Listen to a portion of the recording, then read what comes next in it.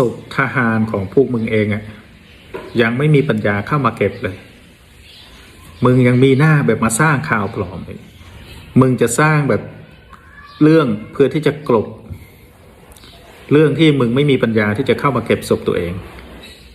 ไอสัตว์โอ้ยบักคุกขี้บักสัตว์บักหนาจุ่มตีนหมาบักหนาปลาบูส้นเคียนบอยสู้นั่นแหละเขาไปเก็บมาเนี่ยมันหลายบ่อยมันหลายเครื่องถิ่มไว้กับพ้องกันเครื่องทหารไทยเก็บมาไว้ให้กับพ้องกันเด้อบ่อยเด้อ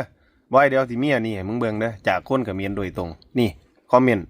ขึ้นอยู่นี่มึงอ่านเบิ่งว่าเขาว่าอีหยัง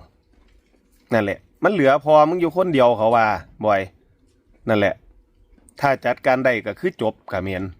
ตาสว่างเบิดเลยอ่านเบิ่งอ่านเบิ่งนั่นแหกตาเบิ่งก็คักบ่อยนั่นแหละสู้นี่อยู่ใต้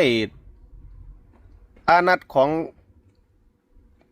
ไอ้ผู้นำสูคักน้องบ่อยเนาะโอ้ยเขาตัวอีหยังไปกับเสียเบิดสูก็ได้ตัวตั้งแต่หุ่นลงมาจนฮอดสูสั้นล่างสุดพวกหูขี่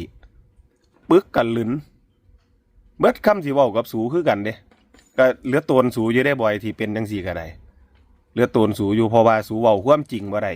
ถ้าสูเว้าความจริงได้ก็คือจบเป็นตัวมึงเองล่ะเด้อบอยนั่นแหละอ่านเบิ่งแหกตาเบิ่งคักๆบอยบักหูขี่